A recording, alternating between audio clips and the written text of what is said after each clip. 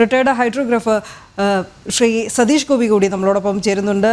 ശ്രീ സതീഷ് ഗോപി, സ്വാഗതം ജനം ടി വിയിലേക്ക്. വിഴിഞ്ഞം നമുക്ക് നൽകുന്ന സാധ്യതകളിൽ നിന്ന് ആരംഭിക്കാം. വിഴിഞ്ഞം നമുക്ക് എല്ലായ്പ്പോഴും പറയുന്നത് പോലെ അനന്ത സാധ്യതകളാണ് തരുന്നത്. ഇന്ന് നമ്മുടെ വാണിജ്യ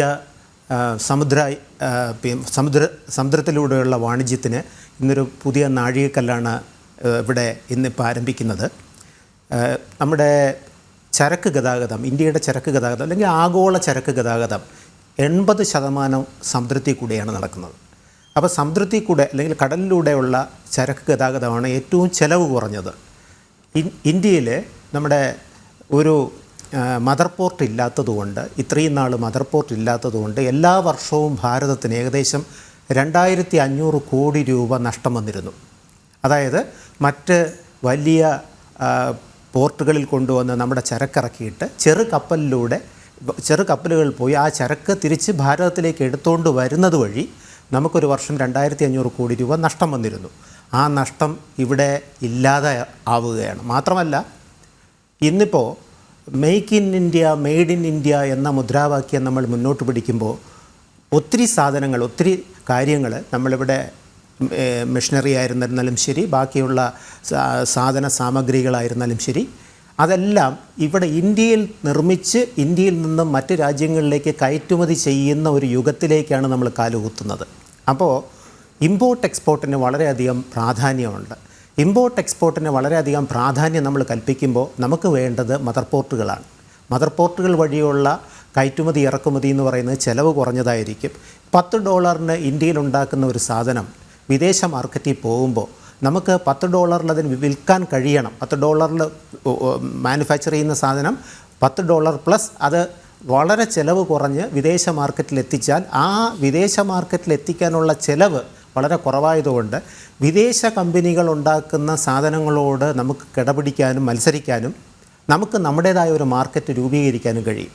ഉദാഹരണത്തിന് ഇപ്പോൾ ഒരു $10 സാധനം ഇന്ത്യയിൽ ഉൽപ്പാദിപ്പിച്ച് നമുക്ക് മദർ പോർട്ട് ഇല്ലെങ്കിൽ വിദേശ രാജ്യങ്ങളിൽ, വിദേശ മാർക്കറ്റുകളിൽ എത്തിക്കുമ്പോൾ അതിൻ്റെ വില കൂടിയിരിക്കും. അതേസമയം ചൈനയ്ക്ക് സ്വന്തമായിട്ട് ഒത്തിരി മദർ പോർട്ടുകളുണ്ട്. ആ മദർ പോർട്ട് അവർക്കുള്ളതുകൊണ്ട് $10 സാധനം അവർ ഉൽപ്പാദിപ്പിച്ച് വിദേശ മാർക്കറ്റിലെത്തുമ്പോൾ ഇന്ത്യയിൽ നമ്മൾ ഉൽപ്പാദിപ്പിച്ച് വിദേശ മാർക്കറ്റിലെത്തിക്കുന്ന സാധനത്തിന് അവരുടെ സാധനത്തിനേക്കാൾ വില കൂടിയേ വിൽക്കാനൊക്കെ ഉള്ളൂ, വില കൂടുതലായിരിക്കും. അതേസമയം നമ്മുടെ വിഴിഞ്ഞം മദർ പോർട്ട് ഭാരതം അത് കരസ്ഥമാക്കിയതോടുകൂടി, ഭാരതം സ്വന്തമാക്കിയതോടുകൂടി, നമുക്ക് സ്വന്തമായിട്ടൊരു മദർ പോർട്ട് വന്നതിലൂടെ നമുക്ക് $10 ഒരു സാധനം നമ്മൾ വിദേശ മാർക്കറ്റിലെത്തിക്കുമ്പോൾ ചൈന എത്തിക്കുന്ന അതിനേക്കാൾ കുറഞ്ഞ വിലയിൽ നമുക്കത് വിദേശത്ത് വിൽക്കാൻ കഴിയും. കാരണം ഇവിടെ മാനുഫാക്ചറിങ് കോസ്റ്റ് എന്ന് പറയുന്നത് വളരെ കുറവാണ്. ചൈനയോട് തന്നെ കിടപിടിക്കാൻ നമുക്ക് കഴിയും. ലോക മാർക്കറ്റിൽ നമ്മുടെ ഇന്ത്യൻ സാധനം എത്തിച്ചു കഴിഞ്ഞാൽ ഇന്ത്യ ഒരു വലിയൊരു മാർക്കറ്റായിട്ട് നമ്മുടെ എക്കോണമി വളരെയധികം ബൂസ്റ്റ് ചെയ്യുന്ന ഒരു കാര്യത്തിലേക്ക് നമ്മൾ നീങ്ങുകയാണ്. അതായത് ലോകത്തിലെ സാമ്പത്തിക ശക്തി 5ാമത്തെ സാമ്പത്തിക ശക്തിയാണ്. നമ്മൾ 4ലേക്ക് കുതിക്കുകയാണ്. 4ലേക്ക് ഈ തുറമുഖം അതിനൊരു നാഴികക്കല്ലാവും, മദർ പോർട്ട് നാഴികക്കല്ലാവും. മാത്രമല്ല, വിഴിഞ്ഞത്തിൻ്റെ ഇമ്പോർട്ടൻസ് പറയുമ്പോൾ ഏറ്റവും പ്രാധാന്യത്തോടുകൂടി നമ്മൾ കാണേണ്ടത് അന്താരാഷ്ട്ര കപ്പൽച്ചാല് 10 നോട്ടിക്കൽ മൈൽ അകലെ കൂടെയാണ് പോകുന്നത്. നമ്മുടെ മുംബൈയിലോട്ട് പോകണമെങ്കിൽ അന്താരാഷ്ട്ര കപ്പൽച്ചാലിൽ നിന്നും 700 നോട്ടിക്കൽ മൈൽ ഡീവിയേറ്റ് ചെയ്യണം. ഗുജറാത്തിലുള്ള ഒരു പ്രധാനപ്പെട്ട ഒരു തുറമുഖത്തിലേക്ക് പോകണമെങ്കിൽ 1150 നോട്ടിക്കൽ മൈൽ ഡീവിയേറ്റ് ചെയ്യണം. അപ്പോൾ ഏറ്റവും എളുപ്പമെന്ന് പറയുന്നത്, ഏറ്റവും ഈസി, ഏറ്റവും ചിലവ് കുറഞ്ഞ, ഏറ്റവും സമയം കുറവുള്ള ഒരു സാധനം കയറ്റുമതി ഇറക്കുമതി ചെയ്യാനുള്ളൊരു ഇടമെന്ന് പറയുന്നത് വിഴിഞ്ഞം തന്നെയാണ്. അതുകൊണ്ട് തന്നെയാണ് അതിന് നമ്മൾ ആ പ്രാധാന്യം കൽപ്പിക്കുന്നത്. അതിൻ്റെ സ്ട്രാറ്റജിക് ലൊക്കേഷൻ എന്ന് പറയുന്നത് അങ്ങനെയാണ്. ആ സ്ട്രാറ്റജിക് ലൊക്കേഷനും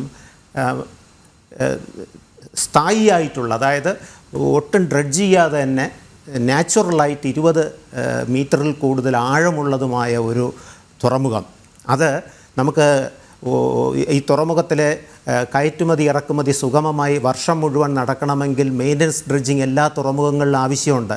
പക്ഷേ വിഴിഞ്ഞം എന്ന് പറയുന്ന ഈ തുറമുഖത്തിന്, മദർ പോർട്ടിന് മെയിൻ്റനൻസ് ഡ്രഡ്ജിങ് വളരെ കുറച്ച് മതി. അപ്പോൾ ഇത് ലാഭകരമായിട്ട് മുന്നോട്ട് കൊണ്ടുപോകാവുന്നതാണ്. ഈ സാധ്യതകളെല്ലാം നമ്മളിപ്പോൾ പ്രയോജനപ്പെടുത്തി എത്രയോ വർഷം മുമ്പ് തുടങ്ങിയ പദ്ധതിയാണ്. വളരെയധികം കാലതാമസം വന്നു ഇത് കമ്മീഷൻ ചെയ്യാൻ. പക്ഷേ നിശ്ചയദാർഢ്യമുള്ള ഒരു ഭരണകൂടം 2014 കേന്ദ്രത്തിൽ വന്നതോടുകൂടി ഈ പ്രോജക്റ്റിന് വളരെ സ്പീഡ് കൈവരിക്കുകയും 2023 അവസാനം തന്നെ ഇത് ഏകദേശം പ്രവർത്തനക്ഷമം നമുക്ക് ടെസ്റ്റിംഗ് നടത്തത്തക്ക രീതിയിൽ അത് മുന്നോട്ട് പോവുകയും ചെയ്തു. ഇപ്പോൾ 2024 ഇത് പിന്നീട് ഇതിൻ്റെ ബെർത്ത് പിന്നീട് ഒരു പരിധിവരെ പൂർത്തിയാക്കി 800 മീറ്റർ പൂർത്തിയാക്കി ഇത് പരീക്ഷണാടിസ്ഥാനത്തിൽ പ്രവർത്തിച്ച് തുടങ്ങിയതിന് ശേഷം ഇന്നിപ്പോൾ ഇത് കമ്മീഷൻ ചെയ്യുകയാണ്. ഇത് ലോക വാണിജ്യ ഭൂപടത്തിൽ ഇതിൻ്റെ സ്ഥാനം, വിഴിഞ്ഞത്തിൻ്റെ സ്ഥാനം ഇന്ന് മാർക്ക് ചെയ്യുകയാണ്, ഔദ്യോഗികമായിട്ട് മാർക്ക് ചെയ്യുകയാണ്. നമ്മൾ ഏറ്റവും കൂടുതൽ സന്തോഷിക്കേണ്ട, നമ്മുടെ രാജ്യത്തിന് ഏറ്റവും കൂടുതൽ റവന്യൂ ജനറേറ്റ് ചെയ്യാൻ സാധ്യതയുള്ള, നമ്മുടെ നാട്ടിന് ഏറ്റവും കൂടുതൽ ഡെവലപ്മെൻറ്റ് കൊണ്ടുവരാൻ സാധ്യതയുള്ള ഈ തുറമുഖത്തെ നമുക്ക് 2 കൈ നീട്ടി സ്വീകരിക്കാം. ഇന്ന് നമ്മുടെ അഭിമാനകരമായ ഒരു ദിവസമാണ്. നമ്മുടെ പ്രധാനമന്ത്രി, നമ്മുടെ ബഹുമാനപ്പെട്ട പ്രധാനമന്ത്രി ഇന്നത് ഉദ്ഘാടനം ചെയ്യുകയാണ്, കമ്മീഷൻ ചെയ്യുകയാണ്. നമുക്ക് ആ സമയത്തിലേക്ക് വേണ്ടി വളരെ കുറച്ച് സമയമേ ഉള്ളൂ. ആ സമയത്തിലേക്ക് വേണ്ടി നമുക്ക് കാതോർത്തിരിക്കാം, കാതും കണ്ണും നമുക്ക് നട്ടിരിക്കാം. തീർച്ചയായും വലിയ അഭിമാനത്തിലാണ് നമ്മൾ ഓരോരുത്തരുള്ളത്. സാർ ഇപ്പോൾ ചൂണ്ടിക്കാട്ടിയ പോലെ തന്നെ 20 മീറ്ററിലധികം സ്വാഭാവിക ആഴമുള്ളതാണ് വിഴിഞ്ഞത്തിൻ്റെ ഏറ്റവും വലിയ പ്രത്യേകതയായി നമ്മൾ ആദ്യം മുതലേ തന്നെ ചൂണ്ടിക്കാട്ടുന്നത്. അതായത് സ്വാഭാവിക ആഴ ലഭ്യത മറ്റ് തുറമുഖങ്ങളിൽ നിന്ന് വ്യത്യസ്തത പാലിക്കുന്നത് വിഴിഞ്ഞത്തെ ഈ പ്രത്യേകതകൾ തന്നെയാണ്. പ്രത്യേകിച്ച് നമ്മൾ ഈ വിഴിഞ്ഞം തുറമുഖ സാധ്യതകൾ ആദ്യം മുതൽ തന്നെ 96 പ്രത്യക്ഷമായി പറഞ്ഞു തുടങ്ങിയപ്പോൾ തന്നെ നമ്മൾ താരതമ്യം ചെയ്തത് Singapore, Colombo, Jebel Ali, Dubai port, Salalah port എന്നിവയോടൊപ്പമാണ്. പ്രത്യേകിച്ച് കൊളംബോ, സിംഗപ്പൂർ. നമ്മൾക്ക് എന്തൊക്കെയാണ് ഈ തുറമുഖങ്ങളെ വെല്ലുന്ന രീതിയിൽ വിഴിഞ്ഞം ഏതൊക്കെ രീതിയിൽ മാറ്റപ്പെടും? തീർച്ചയായിട്ടും നമ്മുടെ ഇന്ത്യയിൽ വരുന്ന ചരക്കുകളുടെ ഏകദേശം ഇന്ത്യയിലോട്ട് വന്നുകൊണ്ടിരുന്ന ചരക്കുകൾ കൊളംബോ മദർ പോർട്ടാണ്. കൊളംബോ മദർ പോർട്ട് ഉണ്ടായിരുന്നപ്പോൾ നമുക്ക് വിഴിഞ്ഞം മദർ പോർട്ട് ഇല്ലാതിരുന്ന സമയത്ത് കൊളംബോ പോർട്ട് കൈകാര്യം ചെയ്യുന്ന കാർഗോയുടെ 40 മുതൽ 60% വരെ ഇന്ത്യയിലേക്കുള്ള കാർഗോയായിരുന്നു. അപ്പോൾ ഇന്ത്യയിൽ ഈ കാർഗോ എത്തണമെങ്കിൽ കൊളംബോ പോർട്ടിന് പൈസ കൊടുക്കണമായിരുന്നു. അതായത് കൊളംബോ പോർട്ട് അത് വെച്ചിട്ട് അവർ ലാഭമുണ്ടാക്കിക്കൊണ്ടിരിക്കുകയായിരുന്നു. അതുപോലെ തന്നെ ഇന്ത്യയിലേക്ക് വരുന്ന പടിഞ്ഞാറിൽ നിന്ന് വരുന്ന കാർഗോ അത് ജബലലി പോർട്ടിൽ പോയിട്ട് മദർ ഷിപ്പുകൾ കൊണ്ടുവന്ന് ജബലലി പോർട്ടിൽ, ദുബായിയുടെ ജബലലി പോർട്ടിൽ ഇറക്കി വെച്ച ശേഷം നമ്മുടെ ഫീഡർ വെസലിൽ പോയി ആ കാർഗോ എടുത്തുകൊണ്ട് വരികയായിരുന്നു. അതേപോലെ തന്നെ സിംഗപ്പൂർ മദർ പോർട്ടാണ് ലോകത്തിലെ വലിയ പോർട്ടുകളിലൊന്നാണ്. നമുക്ക് വരുന്ന കാർഗോ മദർ ഷിപ്പ് വഴി വരുന്ന കാർഗോ സിംഗപ്പൂർ പോർട്ടിൽ ഇറക്കി വെച്ച ശേഷം അവിടെ നിന്ന് നമ്മുടെ ചെറു കപ്പലുകൾ ഫീഡർ വെസൽസ് പോയി എടുത്തുകൊണ്ട് വന്നിരുന്ന ഒരു സമയമുണ്ടായിരുന്നു. അതിനൊക്കെ ഒരു മാറ്റം വരികയാണ്.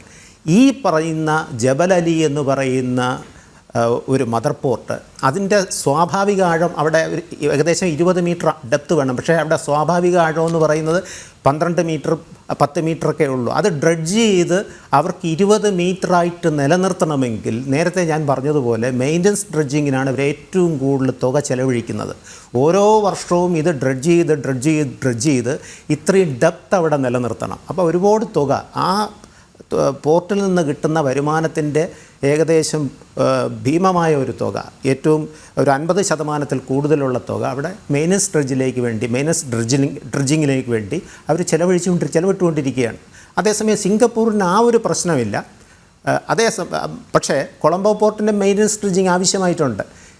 അത് മാത്രമല്ല, അന്താരാഷ്ട്ര കപ്പൽച്ചാലിൽ നിന്നും ഒത്തിരി അകലെയാണ് ജബൽ അലി പോർട്ട്. അന്താരാഷ്ട്ര കപ്പൽച്ചാലിനോട് ഈ വിഴിഞ്ഞത്തിൻ്റെ 10 നോട്ടിക്കൽ മൈൽ അകലമുള്ള ഒരു പോർട്ടുകളും മദർ പോർട്ടുകളും ലോകത്തില്ല എന്ന് തന്നെ പറയാം.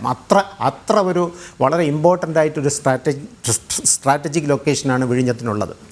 ആ പ്രയോജനം നമ്മൾ പിന്നീട് കംപ്ലീറ്റ് അത് യൂട്ടിലൈസ് ചെയ്ത് ഇന്ത്യയിലേക്ക് ചരക്കുകൾ കൊണ്ടുവരുന്നതിൻ്റെ അതായത് ഈ ഗേറ്റ് വേ ഓഫ് ഇന്ത്യ എന്ന് പറയുന്നത് പണ്ട് നമ്മൾ പഠിച്ചിട്ടുണ്ട്. മുംബൈയാണ് ഗേറ്റ് വേ ഓഫ് ഇന്ത്യ.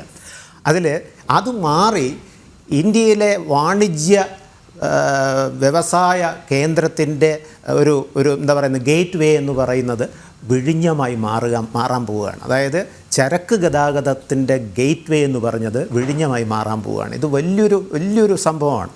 ഈ ഇന്ത്യയുടെ വാണിജ്യ ഭൂപടത്തിലെ ഏറ്റവും ഇമ്പോർട്ടൻ്റ് ആയിട്ടുള്ള ഒരു സ്ഥാനമാണ് വിഴിഞ്ഞമെന്ന് പറയുന്നത്. ഇനി വിഴിഞ്ഞത്തിന് മറ്റൊരു പ്രത്യേകത കൂടെ ഉണ്ട്.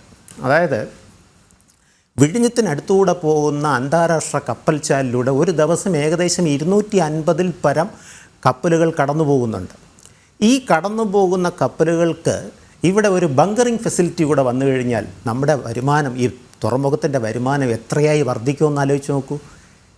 ഏകദേശം 17 ബില്യൺ ഡോളറിൻ്റെ പിന്നീട് ബങ്കറിംഗ് ബിസിനസ്സാണ്. അതായത് കപ്പലുകൾക്ക് ഫ്യൂവൽ അടിച്ചു കൊടുക്കുക, കടലിൽ വെച്ച് തന്നെ ഫ്യൂവൽ അടിച്ചു കൊടുക്കുക. ആ ഒരു ബിസിനസ്സാണ് സിംഗപ്പൂർ പോർട്ട് കൈകാര്യം ചെയ്യുന്നത്. നമുക്കിത് ഇവിടെ ചെയ്യാൻ കഴിഞ്ഞാൽ, വിഴിഞ്ഞത്ത് ചെയ്യാൻ കഴിഞ്ഞാൽ നമ്മുടെ വരുമാനം എത്രയായി മാറുമെന്ന് ഒന്ന് ആലോചിച്ച് നോക്കൂ. ഇതെല്ലാം ഈ പോർട്ടിൻ്റെ ഡെവലപ്മെൻറ്റുമായിട്ട് ബന്ധപ്പെട്ട് ഈ കാര്യങ്ങളെല്ലാം തന്നെ പ്രയോറിറ്റി കൊടുത്ത് ഇത് ഇന്ന കാര്യങ്ങൾ ഇനി നടപ്പിൽ വരുത്താനുണ്ട് എന്ന ഒരു ദൂരക്കാഴ്ചയോടുകൂടിയാണ് ഈ പോർട്ടിൻ്റെ ഡെവലപ്മെൻറ്റ് മുന്നോട്ട് കൊണ്ടുപോകുന്നത്. സെൻട്രൽ ഗവൺമെൻറ്റും കാര്യങ്ങൾ പറഞ്ഞു തന്നിട്ടുള്ള ഡെവലപ്മെൻറ്റ് സ്കീമിൽ ഉൾപ്പെടുത്തിയിട്ടുള്ളത്. സംസ്ഥാന ഗവൺമെൻറ്റും അതിനനുസരിച്ച് ഉണർന്ന് പ്രവർത്തിച്ചാൽ നമുക്ക് നമ്മുടെ നാട്ടിന് ഏറ്റവും കൂടുതൽ പ്രയോജനം വരുന്ന ഒരു വ്യാവസായിക കോറിഡോർ അല്ലെങ്കിൽ ഒരു ഇടനാഴിയായി വിഴിഞ്ഞം ആ ഭാഗത്തെ എല്ലാം നമ്മൾ, കേരളത്തിൻ്റെ തിരുവനന്തപുരം വിഴിഞ്ഞം ആ ഭാഗത്തെ എല്ലാം നമുക്ക് മാറ്റിയെടുക്കാൻ കഴിയും. അതിന് നമ്മുടെ രാഷ്ട്രീയ നേതൃത്വവും നമ്മുടെ വ്യവസായികളും ബാക്കിയുള്ളവരും എല്ലാം ഉണർന്ന് പ്രവർത്തിക്കേണ്ടതുണ്ട്. ഇവിടെ ഇൻവെസ്റ്റേഴ്സിനെയാണ് നമ്മളിനി ആകർഷിക്കേണ്ടത്. ഇൻവെസ്റ്റേഴ്സിനെ ഇവിടെ ആകർഷിക്കണമെങ്കിൽ നമ്മൾ എന്ത് ചെയ്യണം? ഇവിടെ എന്താ വേണ്ടത്? ഇവിടെ നമുക്ക് നിക്ഷേപകർ എത്തണമെങ്കിൽ വെയർ ഹൗസിംഗ് കോംപ്ലക്സ് വേണം, കണ്ടെയ്നർ ഫ്രൈറ്റ് സ്റ്റേഷൻസ് വേണം, അതുപോലെ കൂൾ ചെയിൻസ് വേണം, കണ്ടെയ്നർ റിപ്പയറിംഗ് യാർഡ്സ് വേണം, കപ്പലിൻ്റെയൊക്കെ അറ്റകുറ്റപ്പണികൾ നടത്തേണ്ട സൗകര്യം നമുക്ക് വേണം, ഇന്ധനം നിറയ്ക്കാനുള്ള ബങ്കറിംഗ് സൗകര്യങ്ങൾ വേണം. ഇതെല്ലാം കൊണ്ടുവരുമ്പോൾ നിക്ഷേപകർ ഓട്ടോമാറ്റിക്കലി ഇവിടെ ഈ വിഴിഞ്ഞത്തിലേക്ക് ആകർഷിക്കപ്പെടും. ഇവിടെ വളരെ ഫാസ്റ്റായിട്ട് ഡെവലപ്മെൻറ്റ്സ് നടക്കും. അതിന് ഒരു സാഹചര്യം ഏറ്റവും അടുത്ത സമയങ്ങളിൽ തന്നെ ഉണ്ടാകട്ടെ എന്ന് നമുക്ക് മനസ്സുകൊണ്ട് പ്രാർത്ഥിക്കാം. ഏറ്റവും സന്തോഷം നൽകുന്നത് സാറിൻ്റെ ക്യാച്ച് വേർഡ് തന്നെയാണ്. കാരണം വാണിജ്യ വ്യവസായ മേഖലയിലെ ഗേറ്റ് വേ ആയി വിഴിഞ്ഞം മാറുന്നു ഭാരതത്തിൻ്റെ എന്നത് തന്നെ ഏറെ അഭിമാനകരമാണ് ഈ നിമിഷങ്ങൾ.